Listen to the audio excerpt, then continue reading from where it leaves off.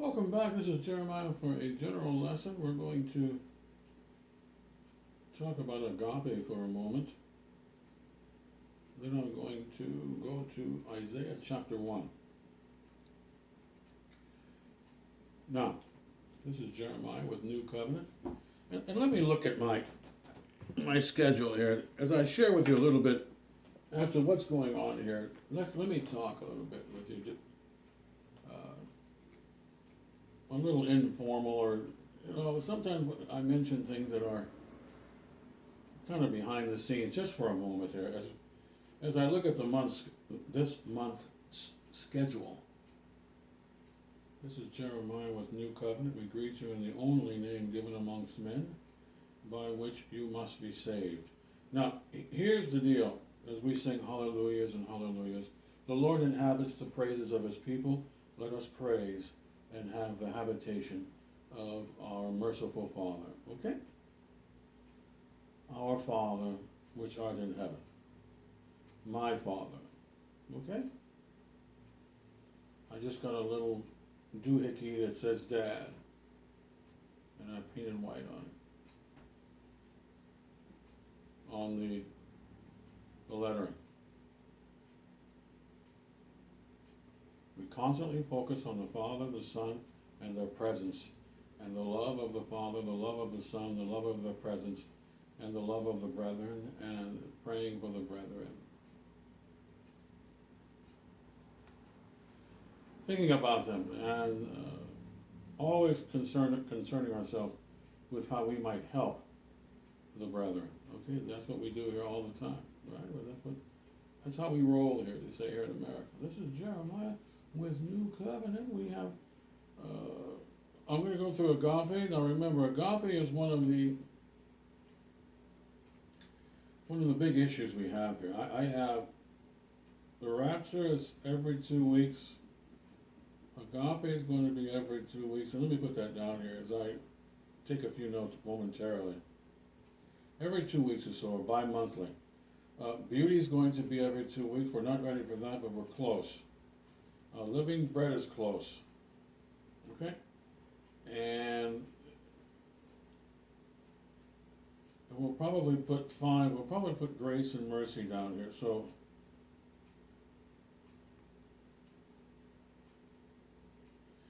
as August is a month where we go through our templates, in other words, the major lessons that I have all the time here.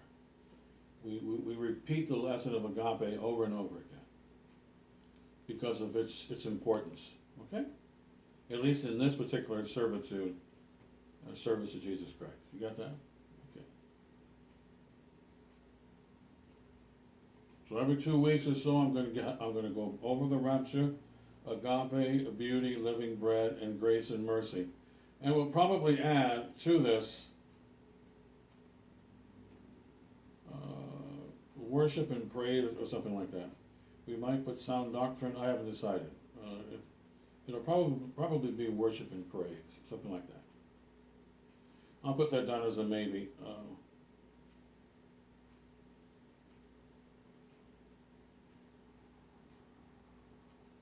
In other words, no matter what the lesson is for the month or the year, these subjects will be repeated over and over again as a lesson. I will repeat these specific subjects as the main deal in this ministry, the main idea. And I'll probably add as a basis for everything pretty soon. We'll probably use the April matrix.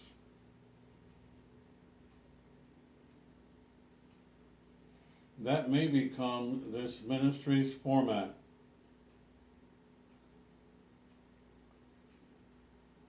Okay?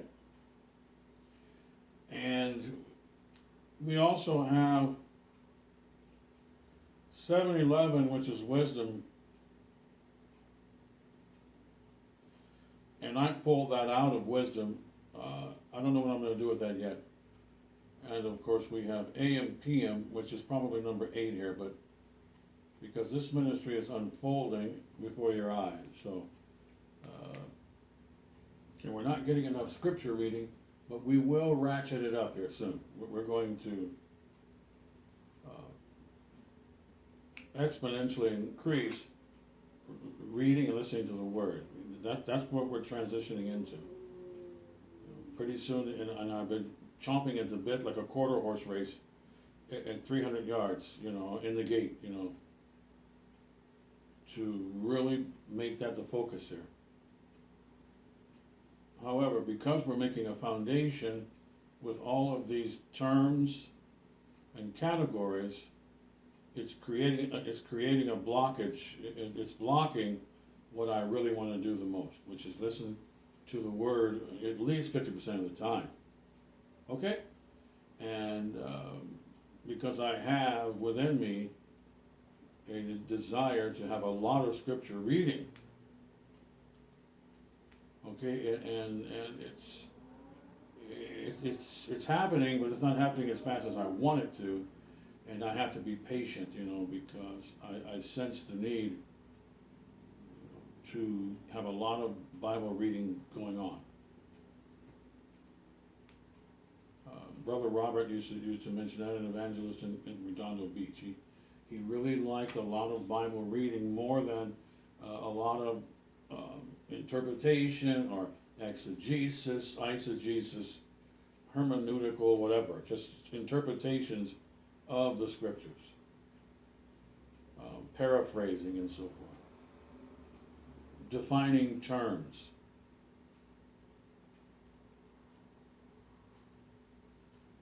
Okay? But I just did this in real time here. I just on my calendar. Now today is August the 7th, and what we're going to do now is I'm going to put this down, is we're going to start getting our final template of Agape done. Remember, there aren't that many templates here. At the end of the year, we're only going to have a few structural formats here. This is not an endless thing. This is, we have 52 plus here. I just added 53A and 54A. That's not that, it may seem to you as a lot at this point. However, if the Lord should tarry and I'm still here teaching, next year about this time, for those of you who are following along, you will be familiar with all 52 of these categories and these subjects. You'll also know the Agape matrix or Agape lesson, which is number 1 in the annual matrix. Okay? In other words, what I'm doing is I'm taking number 1. Let me write that down. I'm taking number 1 in the annual matrix. I'm taking 14. I'm taking number 7. I'm taking number 11 and number 4, number 8, and we might as well say number 6, and these have become, out of the 52 here, the big issue here, the big deal here, okay? Now, right now, I'm in Psalms, Proverbs, Isaiah, Matthew. We're probably going to get started on the book of Acts any day now. I think we're on chapter 2, but that hasn't been written down. It's even, I must keep order here. Romans is basically done with first 7 chapters of Corinthians.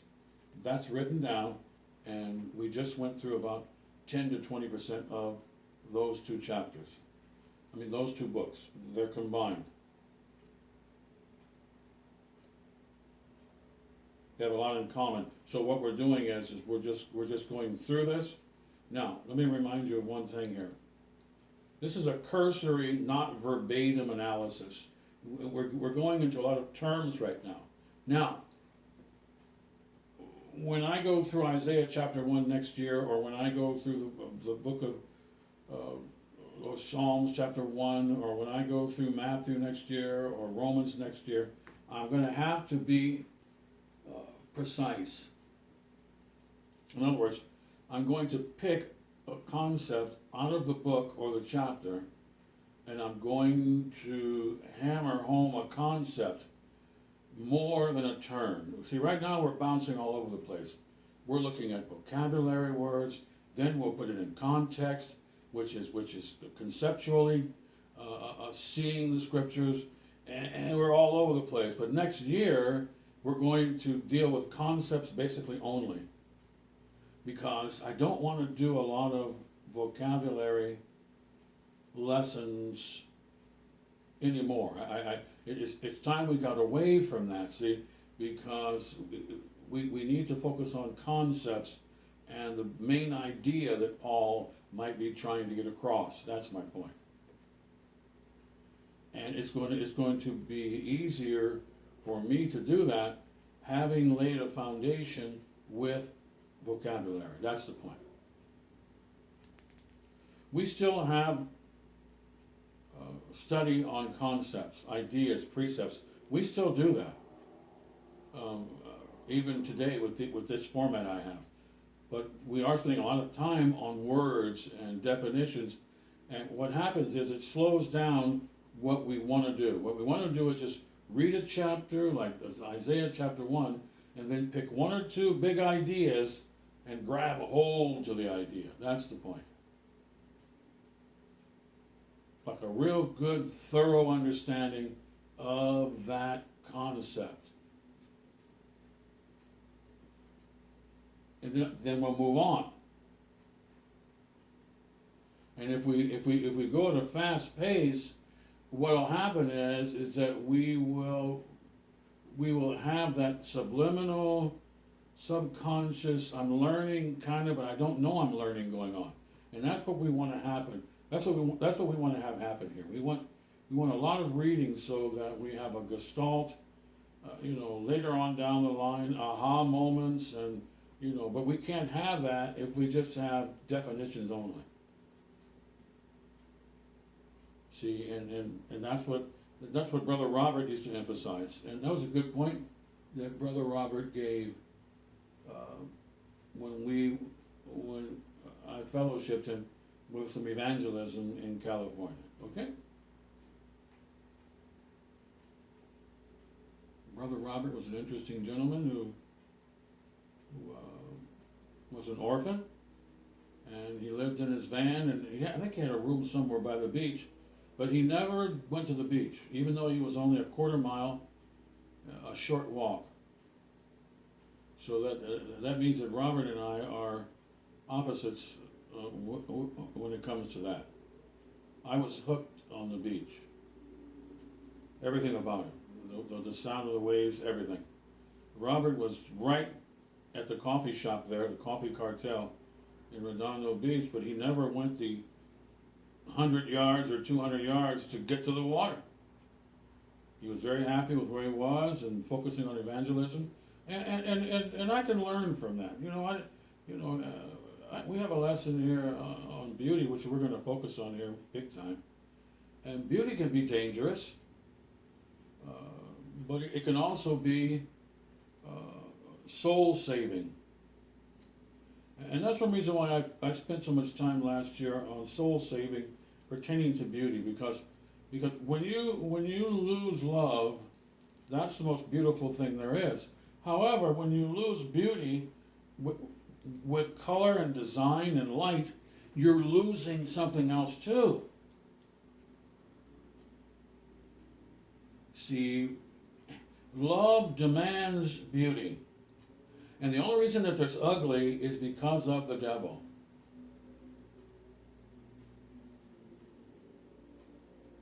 And people who agree with the devil. They're the ones who present ugly. God has nothing to do with ugly or darkness or ugly design or anything that's designed that looks out of order or whatever. He has nothing to do with it. And we can tell by going to Revelation chapter 21 that he has nothing to do with anything ugly at all. Everything is light and color everywhere.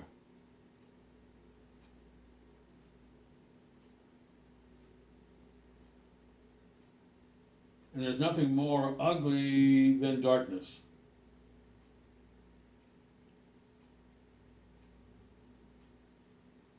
that is damnation in itself. That's why I spend so much time with high definition pictures and so on, because when people don't get beauty, it can damage their perspective. If you live in a dark tunnel, how can I talk to you about life and order and joy? And you can't talk about it. I mean, one might say that that's how much time we have here. One might conclude that the reason that people become bad people and they're influenced is because they cannot express themselves artistically.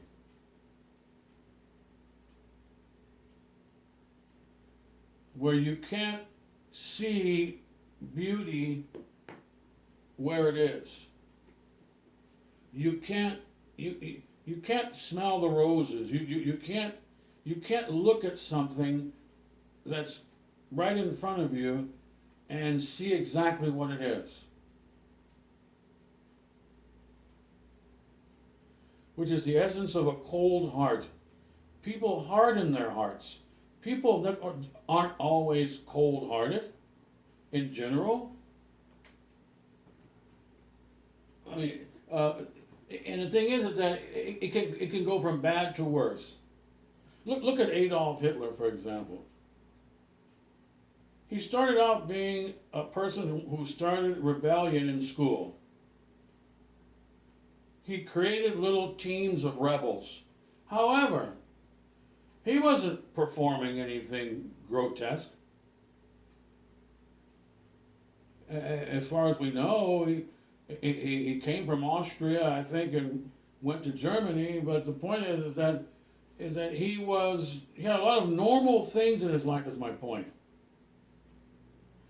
Even to the point where he wanted to be an artist. Now, stop for a moment. What if he would have?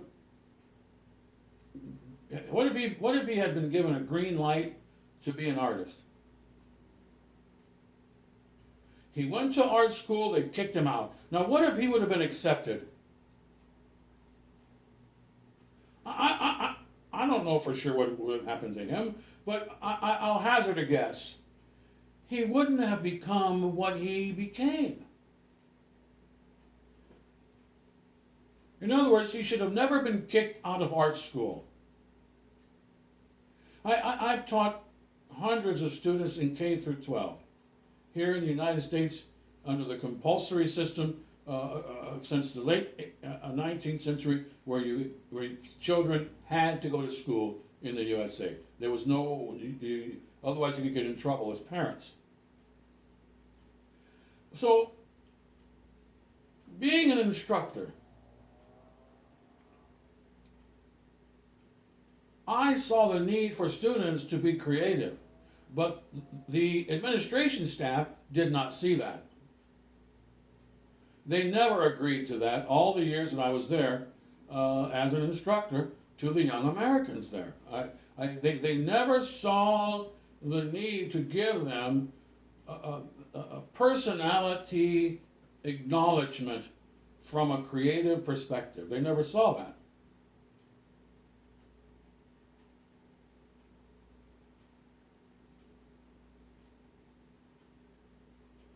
And so they taught Einstein math, but they didn't teach Einstein creativity. Einstein said that imagination was more important than knowledge. I'm not agreeing with Einstein, but I'm just telling you that I do agree with some of that to a certain extent, that you just can't have robots in school. They need more PE, they need more dancing or something. Sitting down and getting stiff in a classroom, from my perspective, was all wrong. I didn't agree with the whole thing. Students weren't given instruments. They just gave Zelensky, who's probably a Nazi war criminal, $500 billion, but they can't give a student around the corner here a violin. So listen, here's the point. The point is the priorities are all twisted here, and I'm not upset about it per se. It's just that I'm not necessarily happy about it. Let's put it that way. I would give students art contests in the middle of nowhere. And what happened to the classroom? Well, the students came to life because no one saw them as an individual. And you can't treat humans in this post-Abraham Lincoln era as robots and expect everything to be hunky-dory here. It's not going to work for society. It'll never work. That's why they started this new LGBTQ stuff, because all of a sudden people are recognized as individuals. Even though it's perverse, at least they're being identified. That's the point. Bill, you're number 503. Sit there and enjoy it. Okay, well, how is Billy going to be happy being number 503? Did you complete the mathematical problem? Well, listen, obviously as an ex-instructor, I am not upset or adverse to a lot of discipline in math or something like that. That's not the point at all. Pardon me, this has just been the driest month here. But here's the point. You need to give people a creative avenue and do it in righteousness. And this is what Christianity is. It is a place where you come and you're special. When you come to these Protestant churches, you are special, and your speciality is something that has to be in line with the format. And you can't exceed the format. And you will be happy, and you should be happy with this or these parameters. And when you're not happy, that's when we talk about rebellion. But what happens is that when you try to squeeze people like we did in these classrooms a lot, and of course I'm with the program of very little artistic so forth elements in the classroom. I'm not freaking out as an ex-instructor over that format. I'm just saying that to me it was obvious that the format was not as good as it should have been. Let's put it that way. And the evidence was right in my face. Okay, students, we have 5 minutes left, 10 minutes left. I want you to get out a piece of paper. We're going to have an art contest. In 5 minutes, I'm going to announce the winners. Okay, all the students come to life at this point. There's not one of the students who is not happier than they were kind of before. And so why do we stay away from these kinds of things? It's sad. It doesn't mean all the people in the world have this academic format. It just means that it's just not good. And then when you start flunking students, and look at Hitler, who knows what would have happened to him if he would have been accepted in the art school. He would have probably been surrounded by a much nicer, friendlier group of people. I spent a lot of time in universities hanging around students who, in college, students who were artists most of the time. And these people have a tendency to be more open to being caring and to be less, what's the word I'm looking for? They're less prone to stress, which leads to being violent and a whole lot of problems. Because what you're doing is you're living in a world of what I would call therapy. Because the artist is the ruler of the world. And here's why. Because the artist is always thinking about the gift of beauty, see, in general. And when you forget about the gift of beauty, then you are open to horror. That's where all horror comes from. They have 5 new horror channels on this TV I have, which I don't frequent them, but there are about 5 in a row of absolutely horrific things of destroying God's creation in slow motion. But see, art is the appreciation for creation. It is diametrically opposed to the destruction of, but the appreciation of. So it's very difficult for most of the artists to even begin to think about destroying what they're trying to paint. If I'm trying to paint the ocean and you're polluting the water, obviously I'm not going to be happy about it. Okay, it's just that simple.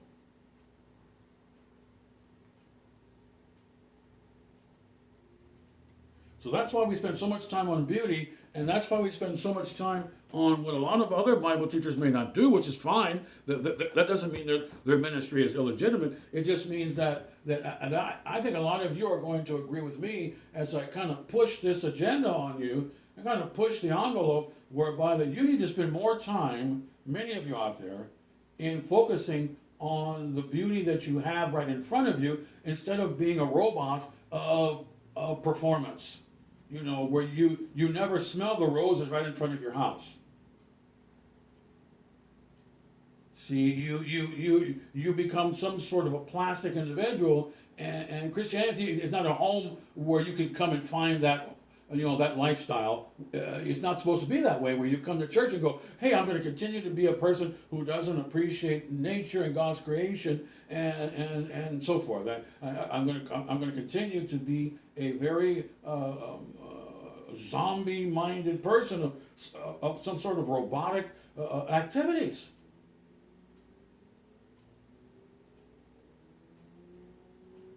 I mentioned to someone here the other day that I like going to the city of Kokomo and looking at the cornfields and the farms and the sky, and it's wonderful here.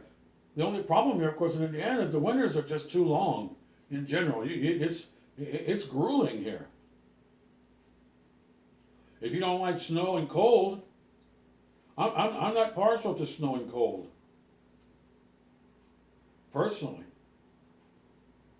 Especially when it goes on month after month, and 1 month is okay, but then it goes 2, then it goes 3, then it goes 4, and it might go 5, and okay, that's pushing the envelope, isn't it? It sure is. For these, I'm from California, so it's pushing the beauty envelope for me. I want to hear the birds sing and stuff. I don't, but Indiana has a lot of positive things to it as far as Indiana goes, right? For those of you familiar, it has very little traffic. The food here is probably better than California. They got cows around the corner. My point is that I focus on beauty for a lot of reasons, and a lot of you are going to be forced to slow down and smell the roses in this ministry, which means that you're going to become a slower moving, more sure, more appreciative of everything around you. And that's why we have science lessons here too.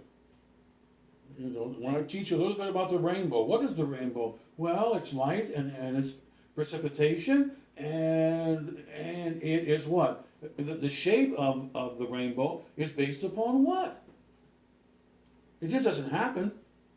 Water and light don't just make rainbows. There has to be a structure of some sort of prism. There has to be some sort of glass or covering, and that's exactly what's over you. A glass dome. That's what shapes the rainbow. I was just looking at some pictures here the other day of the spinning dome right on top of your head. If you're paying attention, you're looking at, in time-lapse photography, you're looking at a spinning dome of stars. The Bible says that God garnished the dome. That means he put stars in the dome. The earth isn't moving at all. And if you think for a moment and use half of your head, you'll come to that conclusion that what's spinning, it ain't you, it's the dome. Okay, hello. That's, you're not the one spinning based upon what you're looking at. It can't be that way. If you think about the relationship, well, we won't go into the physics of that right now. Let's get to agape. I'm going to stop right here. We're going to stop right here. I'll be right back with agape as we talk about agape for a video or so. One video on agape as we get into the basics of this ministry, which are focusing on, this is number one in the playlist. And of course, we're going to go to this every 2 weeks to remind you, in case you start getting lost in the smoke in the trees, whatever they call it, you get lost into faith and all of these terms that are temporary. Faith is essentially a temporary term. You're not going to talk about believing in God when you're standing right next to God. That's okay. I turn my TV on, these guys are going, faith is everything, it ever increases. No, it does not ever increase, and it's not everything. And okay, shut down, dude. You know, good night. We have more bozos here in America than you could ever imagine. When I was young, I never thought so many people who don't know grammar, who are bozos, would be so popular. We won't get into that right now, and we're not here to attack anyone. I won't mention anybody's name here. But a bozo is a bozo whether you like it or not. You know, if somebody gets an F in the class, they got an F in the class. Nobody's attacking them. No one wants them to get an F. We're not happy about it. We're not smart Alex because we got a B. You know, the point is that it's a horrible situation, and we're going to call it like a TI is. That's Jeremiah. You know, I irritate a lot of people. Whoop-de-doo and la-di-da. There comes a time when you have to stand up and make a stand. That's what I'm talking about. Whether it hurts people or not, it might help them if you tell them to go the right direction, maybe, right? Maybe they won't walk off a cliff. Maybe the train won't hit them, and they're on the tracks. You know, that's part of the Christian ministry, isn't it? It sure is. You know, they had we're out of time. I'll be right back. Maranatha.